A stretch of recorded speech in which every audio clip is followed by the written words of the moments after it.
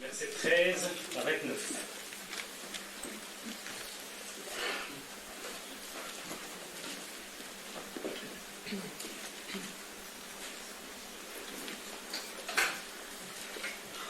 Entrez par la porte étroite, car large est la porte et spacieux le chemin qui mène à la perdition, et il y en a beaucoup qui entrent par là. Mais étroite est la porte et resserré le chemin qui mène à la vie, et il y en a peu qui le trouvent. Gardez-vous des faux prophètes, ils viennent à vous comme des brebis, mais au-dedans, ce sont des loups ravisseurs. Vous les reconnaîtrez à leurs fruits. Cueille-t-on des raisins sur des épines, ou des figues sur des chardons? Tout bon arbre porte de bons fruits, mais le mauvais arbre produit de mauvais fruits. Un bon arbre ne peut porter de mauvais fruits, si un mauvais arbre, ni un mauvais arbre porter de bons fruits. Tout arbre qui ne produit pas de bons fruits est coupé et jeté au feu. C'est donc à leurs fruits que vous les reconnaîtrez. Quiconque me dit « Seigneur, Seigneur », n'entrera pas forcément dans le royaume des cieux, mais celui-là seul qui fait la volonté de mon Père qui est dans les cieux. Beaucoup me diront en ce jour-là, « Seigneur, Seigneur, n'est-ce pas en ton nom que nous avons prophétisé, en ton nom que nous avons chassé des démons, et en ton nom que nous avons fait beaucoup de miracles ?» Alors je leur déclarerai, « Je ne vous ai jamais connu, retirez-vous de moi, vous qui commettez l'iniquité. » Ainsi, quiconque entend de moi ces paroles et les met en pratique sera semblable à un homme prudent qui a bâti sa maison sur le roc. La pluie est tombée, les torrents sont venus, les vents ont soufflé et se sont portés sur cette maison. Elle n'est pas tombée car elle était fondée sur le roc. Mais quiconque entend de moi ces paroles et ne les met pas en pratique sera semblable à un homme insensé qui a bâti sa maison sur le sable. La pluie est tombée, les torrents sont venus, les vents ont soufflé et se sont abattus sur cette maison. Elle est tombée et sa ruine a été grande. Quand Jésus a achevé ses discours, les foules restèrent frappées de son enseignement, car il les enseignait comme quelqu'un qui a de l'autorité et non pas comme leurs scribes. Quelques pages plus loin, à la page 929, dans 1 Jean, l'épître de Jean, la première épître de Jean, au chapitre 2, les versets 1 à 6. 1 Jean 2, 1 à 6.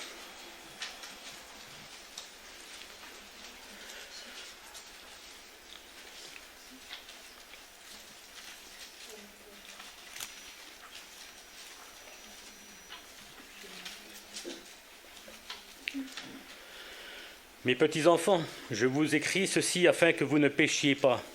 Et si quelqu'un a péché, nous avons un avocat auprès du Père, Jésus-Christ le juste. Il est lui-même victime expiatoire pour nos péchés, non seulement pour les nôtres, mais aussi pour ceux du monde entier. À ceci, nous reconnaissons que nous l'avons connu, si nous gardons ses commandements. Celui qui dit « Je l'ai connu » et qui ne garde pas ses commandements est un menteur, et la vérité n'est pas en lui. Mais celui qui garde sa parole, l'amour de Dieu est vraiment parfait en lui. À ceci, nous reconnaissons que nous sommes en lui. Celui qui déclare demeurer en lui doit marcher aussi comme lui, le Seigneur, a marché. Et encore une dernière lecture dans l'Ancien Testament, dans le psaume 1, psaume 1er, c'est la page 410 sur les Bibles rouges de l'Église. Psaume 1er.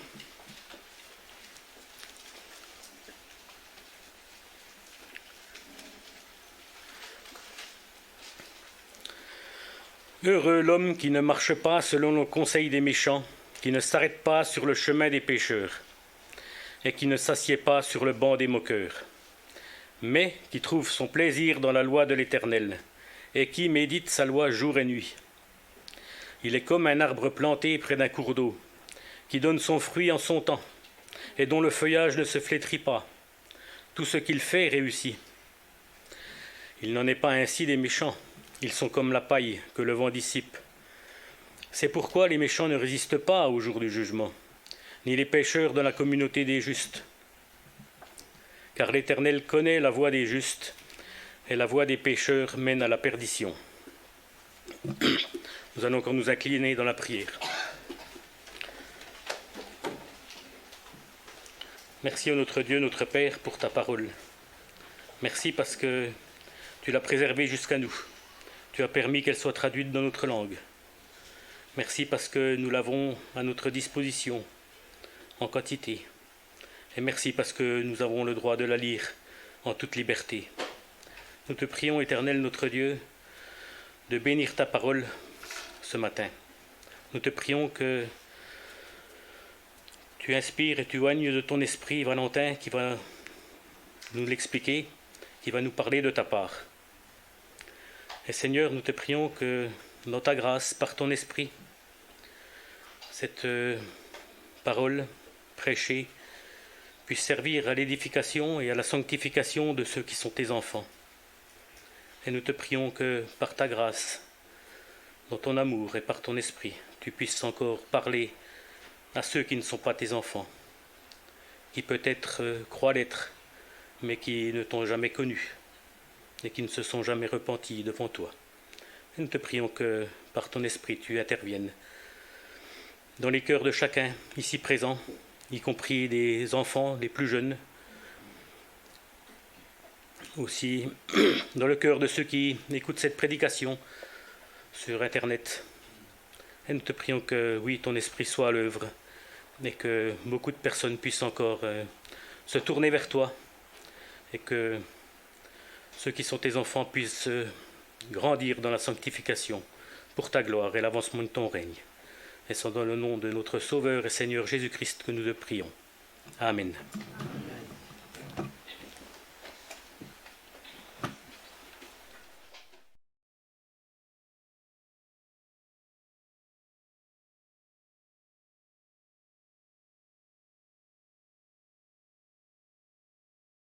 J'ai pas pu encore saluer. Il n'y a plus de questionnaire, j'ai vu. Donc s'il y a des personnes qui en ont peut-être deux, essayez peut-être de vous les partager. Donc dans ces questionnaires notamment, il y a quelques ressources, quelques livres. Je les mettrai peut-être à la fin sur le présentoir qui viennent compléter pour ceux qui aimeraient aller plus loin sur le sujet de ce matin. Si je vous dis 2 ans, 10 mois et 24 jours, est-ce que quelqu'un sait ce que ça peut représenter ? 2 ans, 10 mois et 24 jours. En fait, c'est le temps écoulé depuis ma première prédication sur le sermon sur la montagne. C'est pour moi un grand privilège aujourd'hui de vous proposer la conclusion de cette série sur ce magnifique sermon. Un grand privilège aussi, je suis reconnaissant de revoir certaines personnes qui me sont chères. Mais c'est aussi une grande responsabilité. Une très grande responsabilité de prêcher la parole. Et parfois, je trouve même que c'est une trop grande responsabilité. Jacques nous met en garde.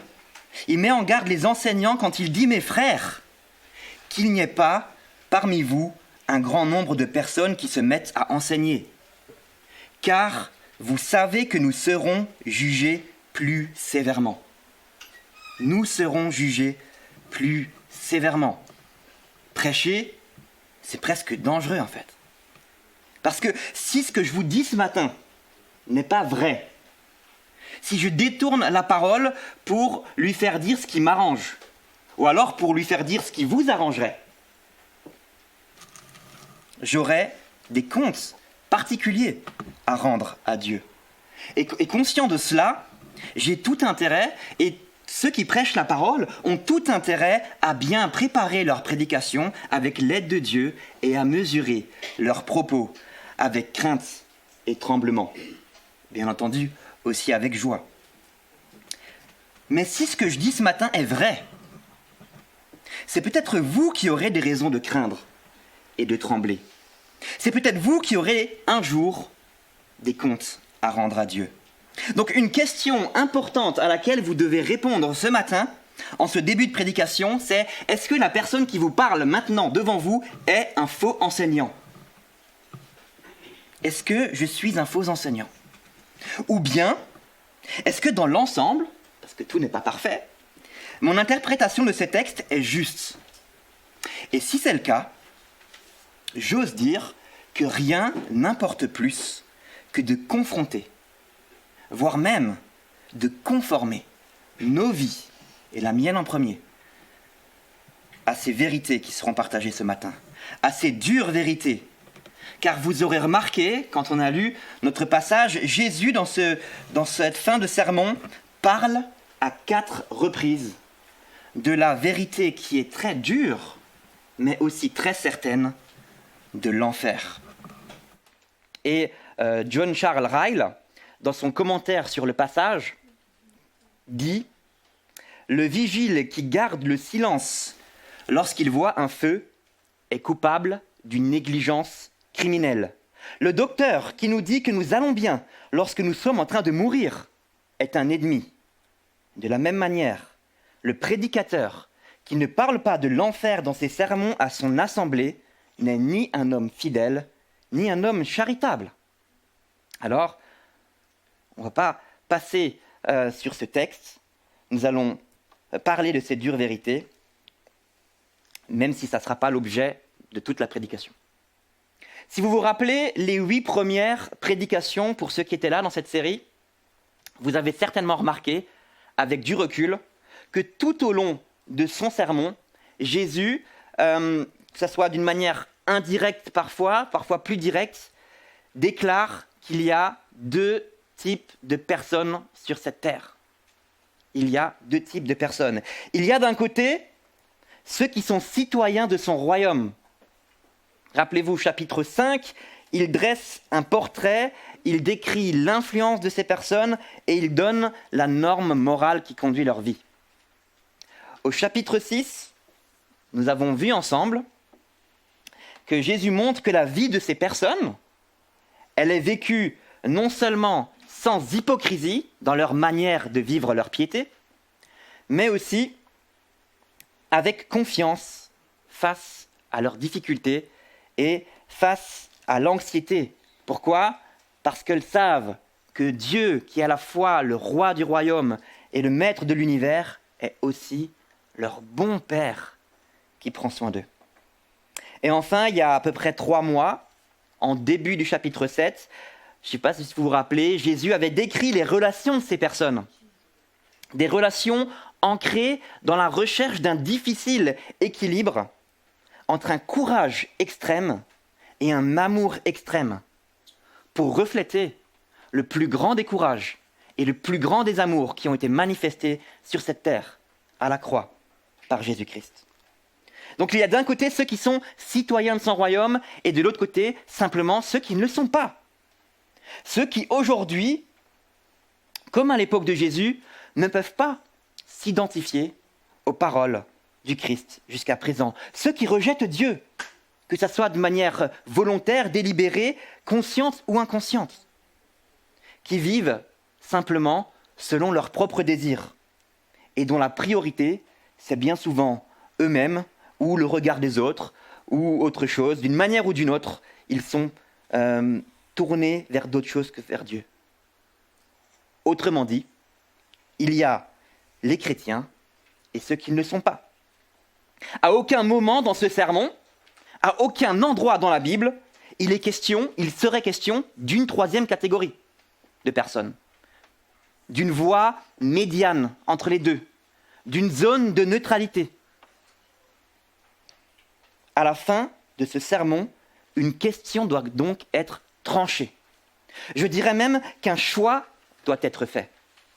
C'est comme si Jésus disait « Tu as entendu mon enseignement, maintenant, que vas-tu en faire ? Dans quelle catégorie est-ce que tu es ?» Et à l'aide de plusieurs illustrations très parlantes, qu'on connaît presque tous, Jésus insiste donc dans notre texte sur le fait que, premièrement, il n'y a que 2 directions possibles. Ensuite, il affirme qu'en fonction de l'enseignement qu'on va recevoir, cela va produire 2 types de professions de foi différentes. Et enfin, en utilisant l'illustration très connue des deux maisons qui sont construites sur deux fondations, il va montrer quelles sont leurs finalités au jour du jugement. C'est donc mon plan pour ce matin. Premièrement, 2 directions. Deuxièmement, 2 professions. Et troisièmement, 2 fondations. 2 directions. Vous connaissez tous cette illustration de Jésus. 2 portes qui ouvrent sur 2 chemins et qui mènent à 2 destinations. Vous connaissez certainement cela parce que aussi c'est ce passage qui est la trame de fond de l'œuvre de John Bunyan, Le Voyage du pèlerin. Je pense qu'une grande majorité l'ont soit lu, soit vu son adaptation au cinéma. Peut-être que du coup ça vous aidera à avoir certaines images en tête lors de la prédication. En fait, l'illustration que prend Jésus ici peut nous paraître un peu enfantine. Elle peut nous paraître imaginaire, un peu comme une fable qu'on raconte. Mais c'est sans se rappeler qu'à son époque, à l'époque de Jésus, les portes faisaient partie intégrante de la configuration des villes, et notamment en Jérusalem. Aujourd'hui encore, si vous visitez la vieille ville fortifiée de Jérusalem, vous verrez que c'est encore le cas. Il y a des portes très larges qui, quand elles sont ouvertes, elles peuvent permettre à plusieurs voitures de passer en même temps, et donc sans problème à une foule de les franchir. Et il y a d'autres portes, au contraire, bien plus étroites, où on ne peut passer qu'un par un, et qui ouvrent parfois sur un chemin, sur un escalier étroit, escarpé, sur un chemin rocailleux entre divers bâtiments. Donc cette illustration était très parlante pour ses disciples, et peut-être qu'elle l'est un peu plus maintenant pour nous. Si on prend aujourd'hui, factuellement, à quoi ça sert une route? Quand vous prenez la route, c'est pour faire quoi?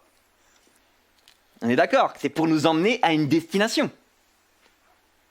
Là, c'est comme si Jésus entrouvrait les 2 portes et disait « Regardez avec moi à travers ces 2 portes, pour voir les chemins qui sont derrière et où ces chemins vous mèneront. Ne soyez pas trompés !»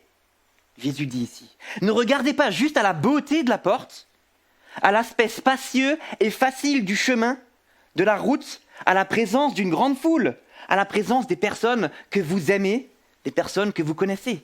Regardez à la destination. Et malheureusement, on ne peut que constater que beaucoup de personnes aujourd'hui passent par la porte large, cheminent sur la grande route. Jésus nous dit, leur destination, c'est la perdition. C'est l'enfer éternel. Ceux qui rejettent délibérément le Christ et la foi chrétienne. Mais il y a aussi ceux qui pensent être sur la route étroite, car ils sont trompés, leurrés de différentes manières, d'où le titre de ma prédication, « Détrompez-vous ». Et l'on reviendra là-dessus. Et il y en a certains qui sont simplement emportés par la foule, par le côté attrayant, facile du chemin. Ils regardent autour d'eux plutôt qu'à la destination finale. C'est beau, c'est sympa, il y a les gens que j'aime. Car oui, l'autre porte, elle est étroite. L'autre chemin, il est resserré. Le mot grec qui a été utilisé pour dire resserré, en fait, c'est un mot qui suggère même la pression, la persécution, la tribulation. L'autre chemin, il n'est pas attirant vu de l'extérieur. Et la vie chrétienne, soyons honnêtes, ce n'est pas la belle vie selon les critères de ce monde.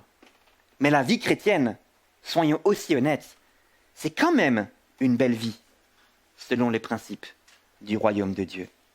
Et c'est ce qu'on a vu un peu mercredi lors de l'étude biblique. La vie chrétienne, elle peut mêler des sentiments qui peuvent paraître paradoxaux, contraires, on peut les vivre en même temps. La vie chrétienne, elle est à la fois merveilleuse et à la fois difficile. C'est un peu comme une vieille maison, délabrée, mais qui a été rénovée magnifiquement à l'intérieur. Vu de l'extérieur, on n'a pas envie d'y rentrer. Mais une fois qu'on ouvre la porte, en fait, c'est pas si mal que ça. Alors, entrez par la porte étroite, nous dit Jésus. Il utilise l'impératif. C'est un ordre. C'est un ordre, mais attention, sans que cela ne suggère qu'on puisse gagner notre droit d'entrée par nos efforts, par nos mérites. Comme nous l'a rappelé Olivier le dimanche dernier dans sa prédication, ce n'est pas par nos mérites, mais c'est par les mérites de Jésus-Christ. La source de notre motivation, elle est en Christ. C'est grâce à la force qu'on trouve en Jésus-Christ que l'on peut entrer par la porte étroite. Ou comme le dit Martin Lloyd-Jones dans son commentaire sur le passage, on ne devient pas sauvé en prenant le chemin étroit, mais on prend le chemin étroit parce qu'on est sauvé. On prend le chemin étroit parce qu'on est sauvé. Et vous remarquez aussi que ce n'est pas ici, il n'est pas question de relativisme. Vous savez, c'est bien à la mode aujourd'hui. Peu importe ce que tu crois, peu importe ce que tu vis, peu importe ce que tu fais de ta vie. L'essentiel, c'est que tu saches que Jésus t'aime, que tu y crois sincèrement à Dieu, et quelque part, toutes les croyances, toutes les religions, toutes les portes, toutes les routes mènent à Dieu. Non, ce n'est pas ce que Jésus dit ici. Il y a une seule porte. Cette porte, c'est Jésus-Christ. Je suis la porte. Si quelqu'un entre par moi, il sera sauvé. Jean 10, verset 9. Et une fois qu'on a franchi la porte, on pourrait dire une fois la conversion, il s'ensuit un chemin à suivre tout au long de sa vie. Il y a un seul chemin. Et ce chemin, c'est Jésus-Christ. Je suis le chemin, la vérité et la vie. Nul ne vient au Père que par moi. Jean 14, verset 6.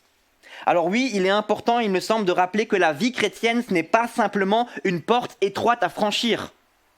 Ce n'est pas juste un moment ponctuel, une prière répétée, le fait d'avoir levé la main à un rassemblement dans le passé qui sauve à tout jamais.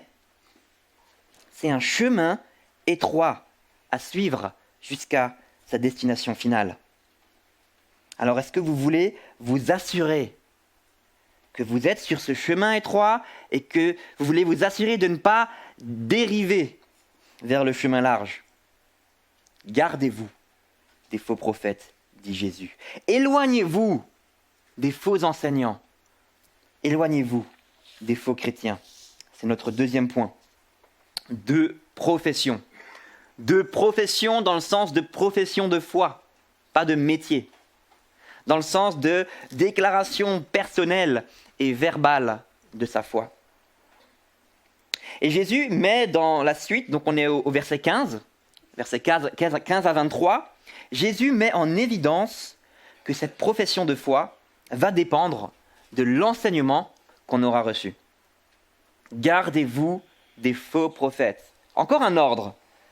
Ça veut dire que c'est notre responsabilité d'examiner ce qui est dit, d'examiner les personnes pour qu'on puisse se garder de ces faux prophètes. Mais comment est-ce qu'on peut faire pour savoir? Est-ce que c'est un vrai prophète? Est-ce que c'est un faux prophète? Comment les reconnaître? Est-ce qu'on peut les reconnaître dans la forme? Premièrement, Jésus dit que ce n'est pas facile de détecter. Ce sont des loups qui sont dans des vêtements de brebis. On retrouve ce principe dans Actes 20, les versets 28 à 31.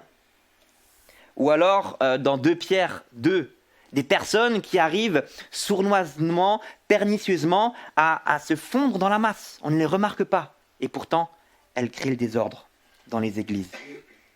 Ils connaissent les codes. Ils savent faire comment ne pas se faire remarquer. Premièrement, par leur style vestimentaire. On parle de vêtements de brebis, ce n'est pas forcément que le style vestimentaire, mais il me semble que ça englobe aussi ça. Ils ne vont pas s'habiller d'une manière bizarre. Deuxièmement, difficile de les reconnaître parce qu'ils ont un bon vocabulaire. Donc leur style vestimentaire, leur vocabulaire. Seigneur, Seigneur. Ils connaissent les credos. N'avons-nous pas prophétisé en ton nom? Troisièmement, leur effet spectaculaire. On a chassé des démons. On a fait des miracles. Et pourtant, Jésus nous dit ici que ces personnes peuvent être des faux enseignants. Alors dans la forme, c'est compliqué. Est-ce que c'est plus facile dans le fond? Ce n'est pas explicite dans le texte qu'on a lu, mais c'est plutôt implicite parce que Jésus parle ici de faux prophètes.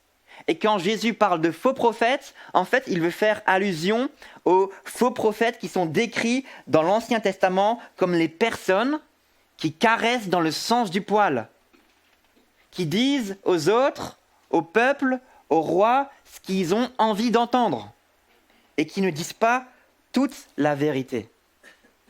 Ceux qui disent paix quand il n'y a point de paix.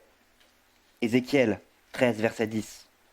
Vous retrouvez aussi cette description dans Jérémie 6 et dans Jérémie 23. Des personnes qui ne disent pas toute la vérité, qui disent ce que les gens veulent entendre. Et il me semble qu'aujourd'hui, peut-être plus que jamais, on retrouve aussi ça dans notre société hyper émotionnelle, hyper sensible. On n'ose plus s'avertir, on n'ose plus se reprendre. Et je sais de quoi je parle, étant passé par l'éducation nationale. Il faut absolument caresser dans le sens du poil, il ne faut pas punir. Il faut vraiment faire attention, ils sont trop fragiles. On est devenus trop fragiles aujourd'hui. C'est pour ça qu'il faut qu'on soit vigilant par rapport aux faux enseignants. Soyez vigilants quand il y a quelqu'un qui vous dit tout ce que vous voulez entendre. Ils se présentent aussi dans l'Église comme des prédicateurs de la parole, mais ils choisissent leur thème, ils choisissent leur texte. Ils ne vont pas parler de la sainteté de Dieu, ils ne vont pas parler de sa colère, du péché, de l'importance du péché, de la réalité du jugement à venir et de l'enfer, comme nous en parlons ce matin, de la repentance, etc. Et pourtant, dans le fond, ça reste compliqué de discerner un faux enseignant parce que, en fait, j'irais jusqu'à dire qu'un faux enseignant peut dire que des choses qui sont vraies, mais il va cacher une partie de la vérité. Mais s'il cache une partie de la vérité, s'il occulte une partie difficile de l'évangile, tôt ou tard, ça finira par se voir, ça finira par le disqualifier, et ça finira par se voir où ? Peut-être pas dans la forme, peut-être pas dans le fond, mais dans leurs fruits. C'est à leurs fruits que vous les reconnaîtrez, nous dit Jésus. C'est à leurs fruits que vous les reconnaîtrez. Il répète 2 fois. Dans la pensée, dans la littérature hébraïque, répéter 2 fois une phrase, c'est l'équivalent chez nous du point d'exclamation ou de mettre en gras. C'est un principe important, clé pour Jésus. Il insiste là-dessus. Les faux prophètes, les faux enseignants, les faux chrétiens, vous les reconnaîtrez à leurs fruits. Non seulement les fruits de l'esprit dont nous parle la parole, dans Galates 5, verset 22. Est-ce qu'il y a dans la vie de ces personnes la présence ou l'absence de joie, de paix, d'amour, de patience, de fidélité, de maîtrise de soi, etc. Ou la présence des vices opposés. Non seulement les fruits de l'esprit, mais aussi et surtout, j'ai envie de dire ici, le contenu de leurs paroles, de leurs discours, de leur doctrine, et quel est l'effet que cela va produire sur les personnes à qui ils les disent.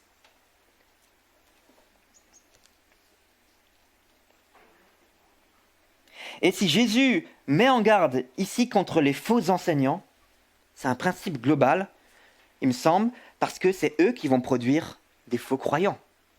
C'est eux qui vont produire des faux croyants en leur disant d'une manière directe ou alors indirecte, c'est pas si grave que ça si tu ressembles à la culture du monde, si tu agis comme tout le monde, si tu aimes les mêmes choses que le monde aime, si tu écoutes les mêmes choses, si tu regardes les mêmes choses, si tu arrives même à tolérer certaines formes de péché dans ta vie, comme ça se pratique dans le monde, c'est pas si grave. L'essentiel, c'est que tu as prié un jour, c'est que tu crois en Jésus, c'est qu'il t'aime.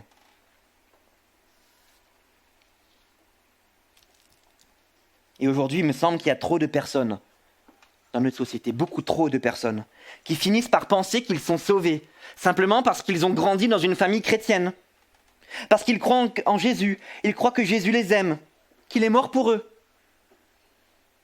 sans que cela n'ait de conséquences concrètes dans leur vie quotidienne, sans qu'il y ait du fruit tout au long de ce chemin étroit. Et je pense que vous en connaissez tous. Ces personnes qui ont une profession de foi, ils connaissent Jésus-Christ, ils croient en lui. Mais qu'est-ce que dit Jésus ici? Ça ne suffit pas. La chose la plus importante au monde, dans votre vie, ce n'est pas que tu connaisses Jésus-Christ, mais c'est que Jésus-Christ te connaisse. Je ne me rendrai pas demain à l'Élysée parce que j'arrive à la porte et les personnes qui me reçoivent, je leur dis « Je connais Emmanuel Macron ». Mais par contre, ils vont me laisser rentrer si Emmanuel Macron sort et dit « Je connais Valentin Meyer ». Vraiment désolé pour l'exemple.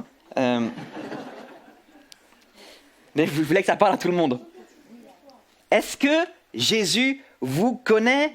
Pourquoi? Parce que vous avez été adoptés dans sa famille, parce que vous êtes les citoyens du royaume de son Père. Et cela se voit dans votre vie.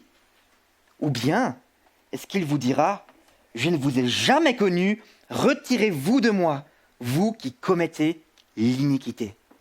Et là, vous vous dites « Ça va, moi je ne commets pas l'iniquité. L'iniquité, c'est quand même quelque chose de très grave. » Il me semble qu'en français, c'est un mot qui sonne très grave. Mais en grec, le mot iniquité, c'est le mot anomia. Un mot en deux parties. A, qui veut dire sans. Nomia, qui vient du mot nomos, qui veut dire la loi.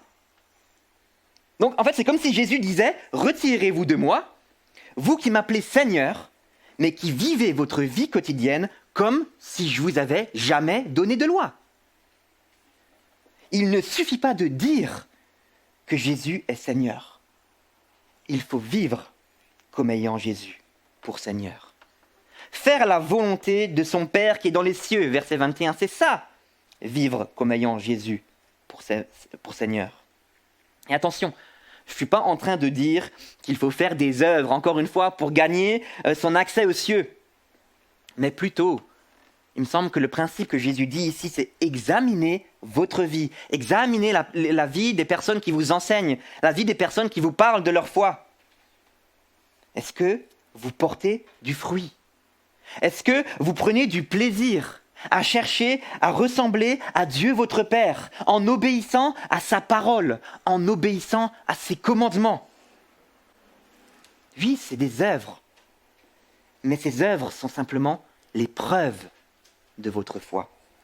La foi n'est pas par les œuvres, mais la foi, la vraie foi chrétienne, n'est pas sans les œuvres. Parce qu'une vraie foi véritable va se traduire par une obéissance, comme un bon arbre va produire du bon fruit. J'espère que vous avez compris le principe. Il y a deux types de professions. Il y a ceux qui ont juste des paroles, mais il n'y a pas de preuves dans leur vie. Il n'y a pas d'actes, il n'y a pas de fruits. Et il y a ceux qui ont des paroles, qui sont suivis d'actes d'obéissance et de bons fruits dans leur vie.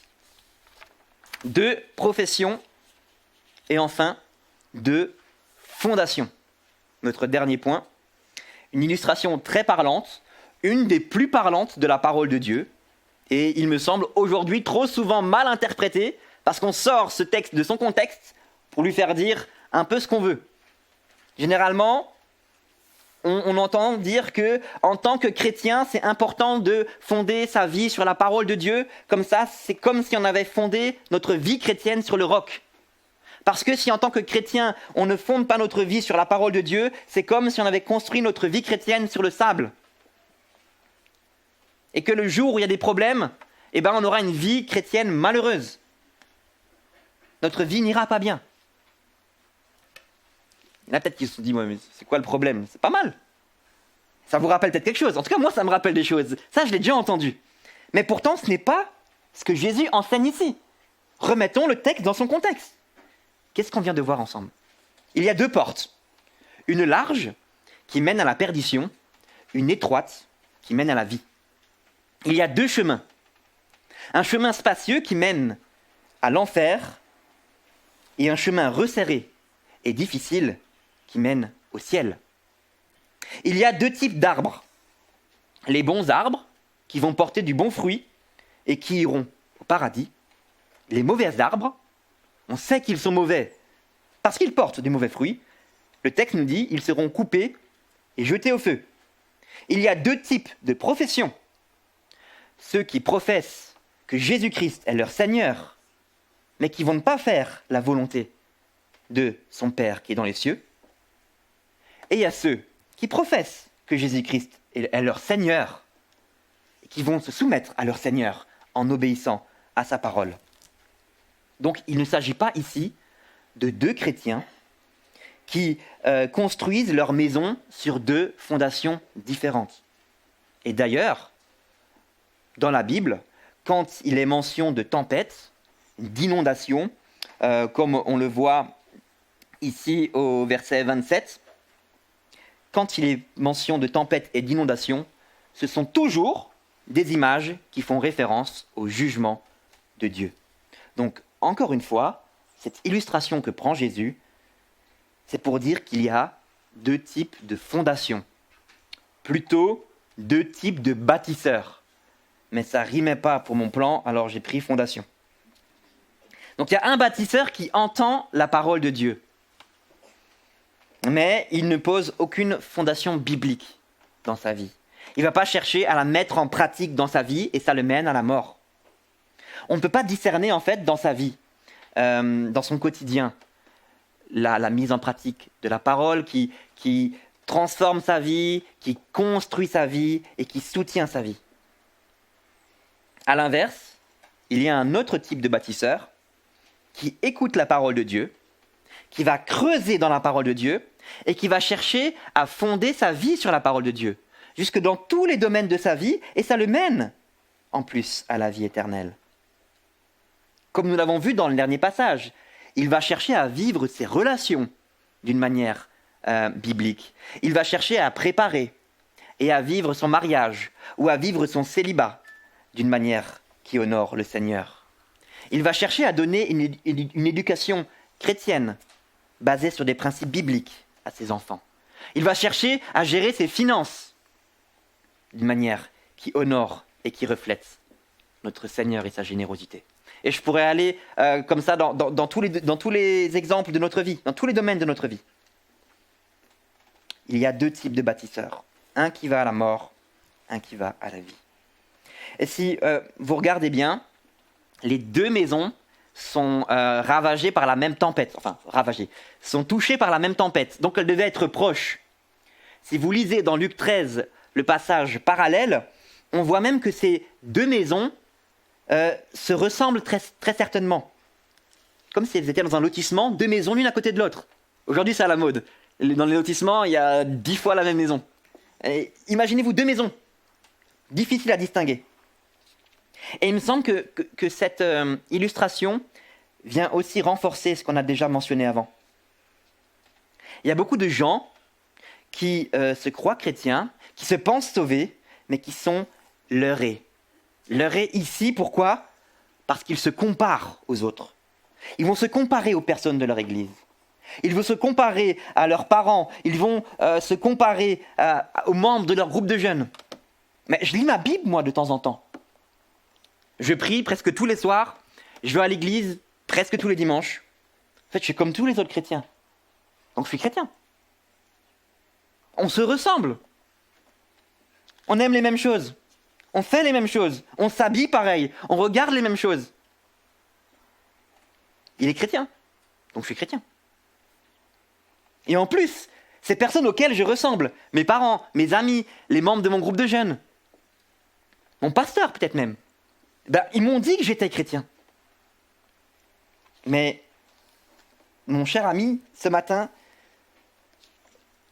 j'ai envie de te demander de prendre du recul. Le jour où il y aura ce jugement, le jour de la fin de ta vie, qui est-ce qui va donner un verdict, entre guillemets, sur le chemin sur lequel tu étais ? Est-ce que ce sont tes amis ? Est-ce que ce sont tes parents ? Est-ce que ce sont les membres de ton groupe de jeunes ? Non, c'est Dieu lui-même. Alors ce qui est important, ce n'est pas leur parole, mais c'est qu'est-ce que Dieu te dit par sa parole. Après que Jésus eut achevé ses discours, la foule fut frappée de sa doctrine, car il enseignait comme ayant autorité, et non pas comme leurs scribes. Versets 28 et 29. Jésus avait l'apparence d'un homme ordinaire. C'était le fils du charpentier. Et pourtant, ce texte nous dit qu'il y avait en lui quelque chose d'extraordinaire. Il n'enseignait pas comme les scribes, comme les docteurs de la loi qui passaient leur vie à l'étudier. Il parlait avec la sagesse et l'autorité de Dieu. Pourquoi ? Parce que Jésus est Dieu. Alors pour revenir à ma question d'avant, qu'est-ce que vous a dit Jésus au travers de ce sermon ? C'est ça qui importe pour votre vie. Et je vais conclure en nous rappelant que Moïse a enseigné le peuple d'Israël. Il a reçu l'enseignement de Dieu sur une montagne. Et il a enseigné le peuple et il a fini son discours, ou ses discours, en mettant le peuple devant un choix aussi crucial que radical. Dans Deutéronome 30, au verset 15. Et je vous propose qu'on aille ensemble lire juste ce verset. Donc on est à la fin du Pentateuque, des 5 livres de Moïse. Peu de temps avant que Moïse laisse le peuple. Et voilà ce qu'il dit au verset 15. Le choix crucial devant lequel le peuple se retrouve. « Voici, je mets aujourd'hui devant toi la vie et le bien, la mort et le mal. » Et au verset 19 de continuer, « Choisis la vie. » Rappelez-vous ma première prédication, pour ceux qui étaient là, ça fait 3 ans presque. J'avais mis en parallèle j'ai montré qu'il y avait un parallèle entre Moïse et Jésus. Jésus, c'est comme un nouveau Moïse, un plus grand Moïse. Et Jésus, ici, achève son grand sermon avec ce même choix crucial et radical à faire. La vie ou la mort. Le choix ultime du royaume de Dieu. Donc quelque part, si vous êtes sur le chemin large, si ce matin vous vous dites, en fait, moi je suis peut-être sur le chemin large, vous avez choisi la mort. Vous avez choisi d'être là.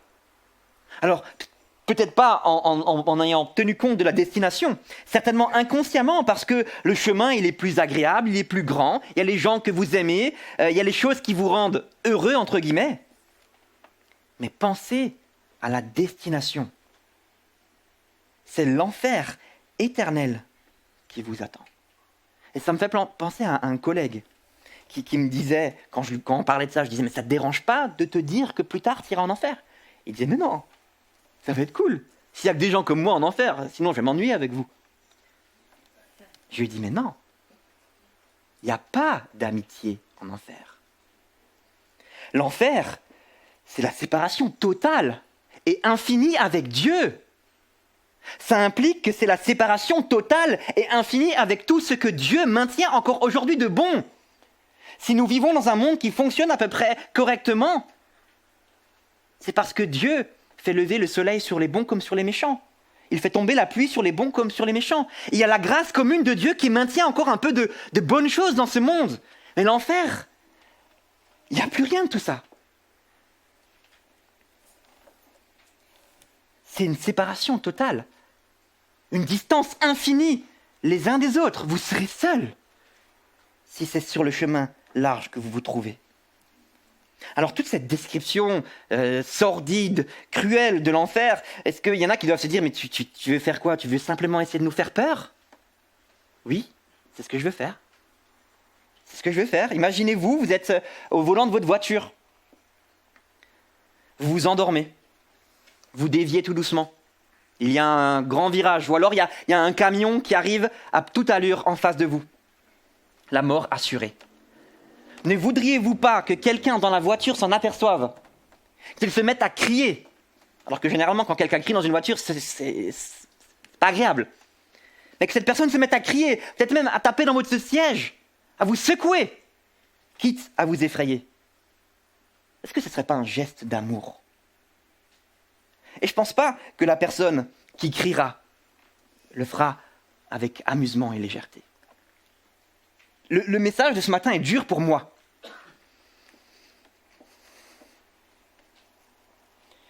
Parce que je connais beaucoup de gens autour de moi qui sont, ou qui me semblent être, sur le chemin large. Des personnes qui sont proches, des personnes que j'aime énormément. Pensez pas simplement au chemin, mais regardez à la destination.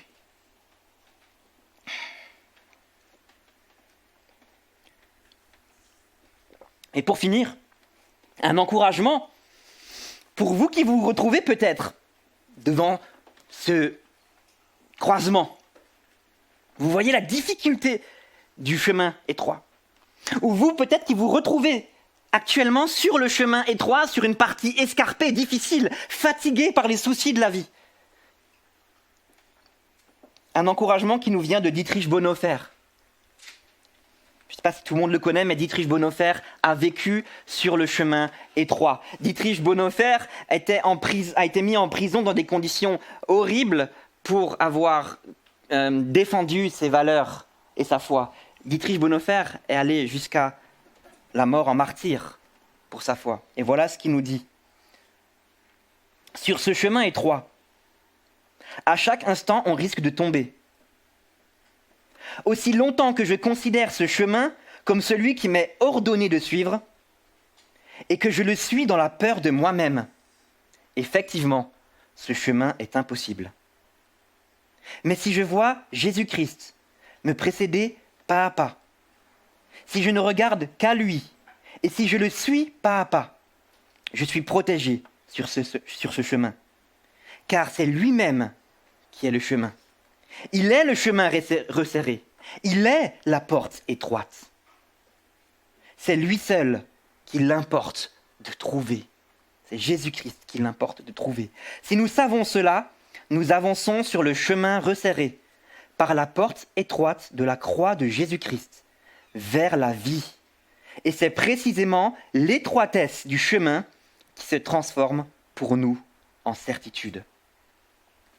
Alors ce matin, que la parole du Christ, que la parole de Dieu puisse faire son effet dans nos cœurs par l'œuvre du Saint-Esprit et que nous puissions vraiment être émerveillés par la beauté de l'œuvre de Jésus-Christ, qui non seulement il a pris sur lui l'énorme sac à dos de notre péché pour que nous puissions passer par cette petite porte étroite, ce lourd fardeau, il l'a pris pour que nous puissions passer par cette porte, mais aussi il nous précède sur le chemin resserré.